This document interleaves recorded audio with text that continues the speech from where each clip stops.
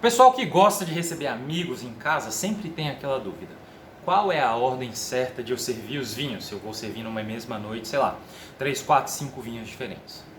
Bom, aí muita gente vê aí pelas internets da vida aquelas dicas prontas de que você vai servir primeiro o espumante, depois o branco, depois o rosé, depois o tinto. Faz algum sentido isso? Faz. Mas eu acho muito mais legal a gente entender outros porquês, porque na verdade esse ordenamento ele segue alguns critérios e são muitos fatores envolvidos.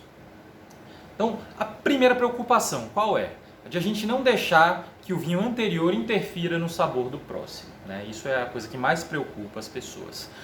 Bom, a respeito disso, tá? Para a maior parte dos casos, se a gente comer um pedacinho de pão, né, para limpar o paladar e depois beber uma água por cima, a gente vai conseguir sim limpar nosso paladar relativamente bem para beber o próximo vinho. Então, é uma preocupação, mas não é uma preocupação tão grande. A preocupação maior talvez seja em situações nas quais a gente está harmonizando, né, os nossos vinhos com o cardápio. E aí sim, a ordem dos vinhos vai ser servida de acordo com o que a gente estabelecer para os pratos. Não tem como fugir muito disso, né? Claro, normalmente é melhor que a gente sirva primeiro, por exemplo, pescados de sabor mais delicado para depois servir carnes, né? Seja um cordeiro, uma carne bovina. E por isso, consequentemente, muito frequentemente, o vinho branco vai vir primeiro, o vinho tinto vai vir depois. Mas quais são as diretrizes, digamos assim, quais são as orientações interessantes para você ordenar o teu serviço de vinhos? Bom, em primeiro lugar, vinhos mais leves primeiro, vinhos mais encorpados depois. Em segundo lugar, vinhos menos intensos primeiro, vinhos mais intensos depois, em sabor, em aromas. Em terceiro lugar, vinhos com menos taninos primeiro, vinhos mais tânicos depois. E por último, vinhos secos primeiro, e aí, se a gente tiver algum vinho doce, migrar ele mais para o final da refeição ou, enfim, da ordem de vinhos que você for beber. Por quê? Porque, em geral, essas características que eu falei, elas têm bastante impacto no nosso paladar. E, elas podem, de fato, interferir na maneira como a gente percebe o vinho seguinte. Tanino, açúcar, tem esse efeito muito grande.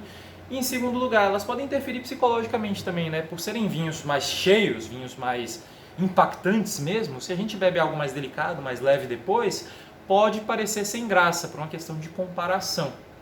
Não é um efeito fisiológico, digamos assim, algo que vai acontecer do ponto de vista sensorial, mas é uma coisa que vai acontecer na nossa cabeça. Então, se a gente puder seguir sempre essa estrutura de começar pelo mais leve, pelo mais delicado, pelo menos intenso, pelos mais secos e menos tânicos, a gente vai evitar tanto essas interações negativas que vão acontecer na boca, quanto esse efeito psicológico também que vai acontecer se a gente serve um vinho muito delicado depois de uma bomba de sabor. Então, fica essa dica aí, para você não depender só dessa coisa pronta de internet. Porque às vezes você pode ter, por exemplo, um espumante muito complexo que é muito mais intenso e muito mais poderoso do que um vinho branco neutro.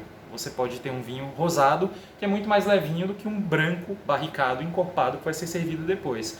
Então, em alguns casos, você pode sim alterar essa ordem clássica de serviço que a gente vê por aí pela internet, tá certo? Se você curtiu esse conteúdo, não esquece de deixar sua curtida, marcar alguém que sempre tem essa dúvida na hora de receber os amigos em casa. E se você estiver vendo esse vídeo no YouTube, clica aqui embaixo para começar a acompanhar meu canal. E quando você clicar no botãozinho de se inscrever, vai aparecer um sininho para você ativar as notificações e ficar por dentro de tudo que acontece aqui, beleza? Até a próxima!